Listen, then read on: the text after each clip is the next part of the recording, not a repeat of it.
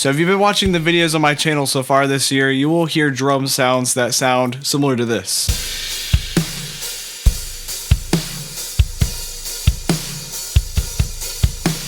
So today I'm going to show you how I use the two microphones that I currently own to get my drum sound.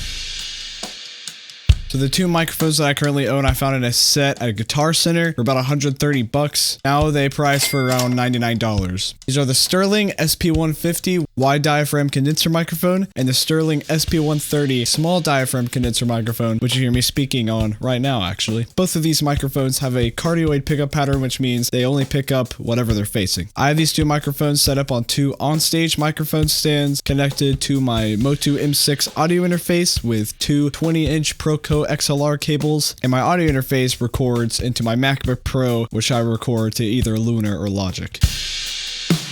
So there are two ways you can record with these two microphones, which is in mono or in stereo. Mono means that both of the microphones are in the center of the listening positions, which means it sounds like everything is coming right here. Stereo, it sounds like it's coming from this way, so it sounds more like it's surrounding you. You'll be able to hear the difference. So one way to set up a microphone on a drum set in mono is to use a crotch mic and an overhead mic together. Crotch mic is a mic you place over the bass drum that picks up mainly the snare and the toms, but you can also get some attack from the bass drum beater at the bottom. And how close or far away you position that microphone to each of the drum is completely up to you. I will note though, this does work best for two tom setups for obvious reasons. You can also angle the mic in different ways to get more or less of different parts of the drums. So now that you have your crotch mic set up, you can now set up your overhead mic, which is self-explanatory. Now you can place this overhead mic over the drums anywhere you feel is best, but I highly recommend over either the bass drum pedal or somewhere over the snare drum. And before I show you what this setup sounds like, I need to tell you a very important thing about miking. I am not giving you formulas for miking, I'm simply giving you starting points. So you can do some experimenting to figure out which sound is best for you. Now I'll make another note here. When you use two microphones, you're going to really have to watch your playing because you're not going to have as much control over the dynamics of the different drums in the mixing phase of this process. Anyways, here's an example of what this sounds like.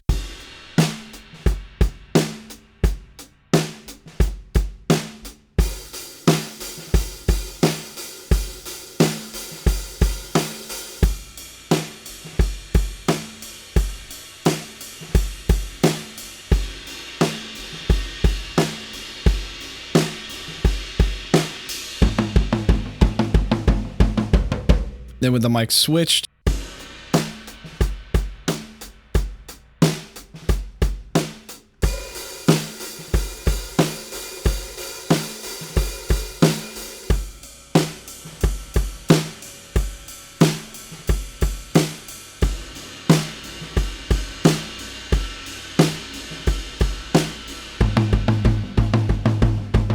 okay, so the second way I like to record mono is simply moving our crotch mic in front of the bass drum. Now you can move this mic around the front of the kick drum to figure out what you want out of the bass drum. If you move it more towards the center, you're going to get a lot more attack, and if you move it towards the edge, you're going to get a lot more boom. You also want to have it relatively close to the bass drum. This microphone in particular is a little bit sensitive, so you don't want to have it too close, but if you have it too far away, you'll get too much of the rest of the kit. Here is the kick/overhead setup.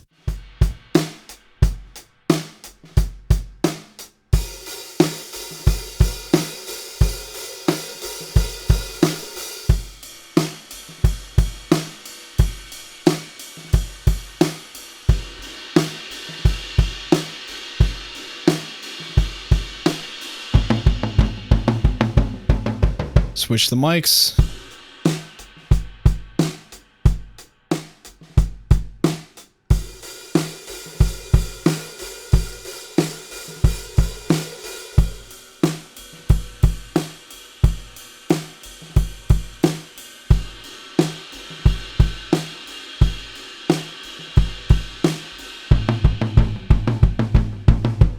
So now that your microphones are connected, you're going to want to set the gain on your audio interface. The gain knob controls the amount of audio from the mics are going into your computer. And whatever digital audio workstation that you're using, I recommend not letting the level on the meters go above -12 dB and no lower than -18 at the peaks of the audio. If you don't have a DAW, I'll link a video in the description for more info on that.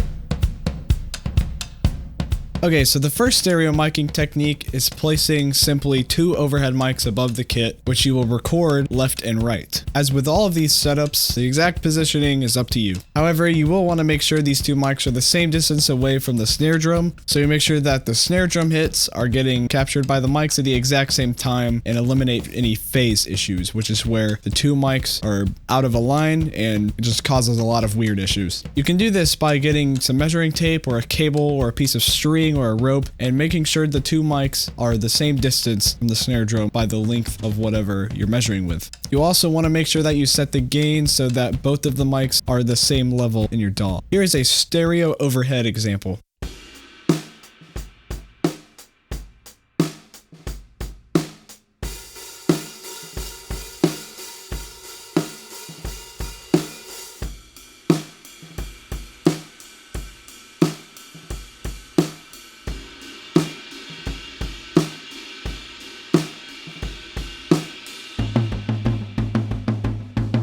Mic switched.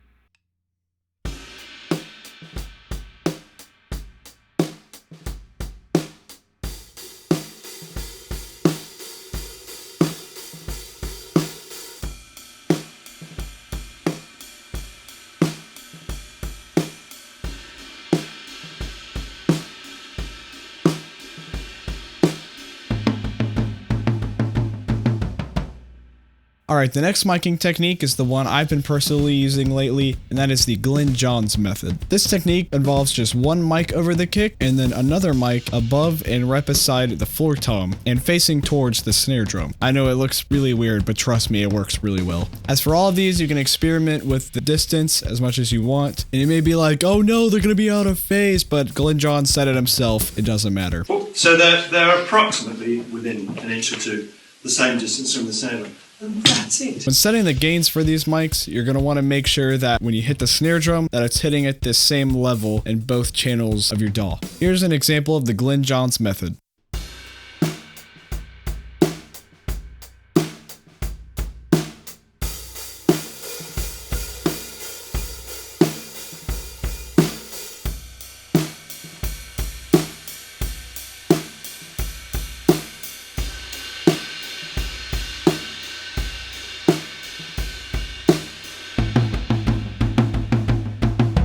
Mic switched.